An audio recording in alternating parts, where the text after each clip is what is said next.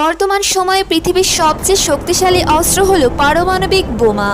পুরো পৃথিবীতে প্রায় 13,000-এর ওপরে পারমাণবিক বোমা রয়েছে, আর এই বোমাগুলো পৃথিবীকে বারবার ধ্বংস করতে পারবে, যা মানবজাতির সর্বোচ্চ ঝুঁকির অপর নাম।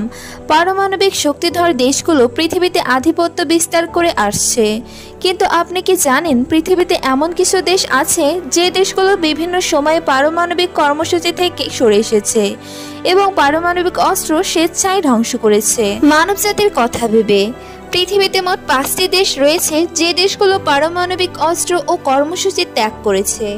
দক্ষিণ আফ্রিকা, এটি হলো একমাত্র দেশ যারা পারমাণবিক অস্ত্র তৈরি করেছিল এবং পরে স্বেচ্ছায় তা ধ্বংস করে পারমাণবিক মুক্ত দেশ হয়।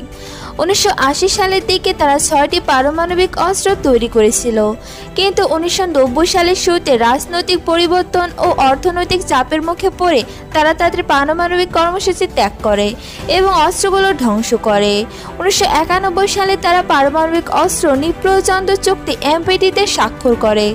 1970-এর দশক থেকে আফ্রিকার দেশ লিবিয়া গোপনে পারমাণবিক কর্মসূচি শুরু করেছিল, কিন্তু 1903 সালে লিবিয়ার শাসক মোহাম্মদ গাদ্দাফির সরকার আন্তর্জাতিক চাপ ও কূটনৈতিক আলোচনার পর তাদের পারমাণবিক কর্মসূচি বন্ধ করার ঘোষণা করে।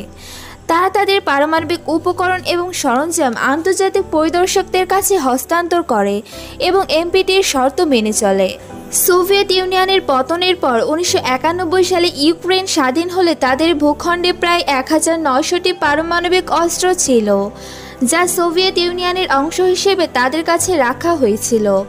ইউক্রেন 1994 সালে বুদাপেস্ট মেমোরের নামে স্বাক্ষর করে এবং এই অস্ত্রগুলো রাশিয়ার কাছে হস্তান্তর করে পারমাণবিক অস্ত্র মুক্ত হয়। এরপর তারা পারমাণবিক নিষ্প্রয়োজনত্র চুক্তিতে যোগ দেয়। ইউক্রেনের মতোই সোভিয়েত ইউনিয়নের পতনের পর বেলারুসের ভূখণ্ডে সোভিয়েতের পারমাণবিক অস্ত্র ছিল। 1990-এর দশকের বেলারুস এই অস্ত্রগুলো রাশিয়ার কাছে হস্তান্তর করে এবং 1993 সালে NPT-তে যোগ দেয়। শুধুমাত্র দক্ষিণ আফ্রিকায় একমাত্র দেশ যারা নিজে থেকে অস্ত্র তৈরি করার পর তা ধ্বংস করেছে মানবজাতির কল্যাণের কথা বিবেচনা করে। আর প্রযুক্তিগত সক্ষমতার অভাবের কারণেই মূলত সোভিয়েতভুক্ত দেশগুলো পারমাণবিক অস্ত্রগুলো পরিত্যাগ করে বলে মনে করা হয়। সো ফ্রেন্ডস, আপনাদের কাছে ভিডিওটি ইম্পর্টেন্ট মনে হয়ে থাকলে লাইক, কমেন্ট, শেয়ার করবেন, আর এরকম আরও তথ্য পেতে চ্যানেলটি সাবস্ক্রাইব করবেন। তো দেখা হচ্ছে পরে কোনো নতুন ভিডিওতে। ততক্ষণ সবাই ভালো থাকবেন, সুস্থ থাকবেন। Thanks for watching.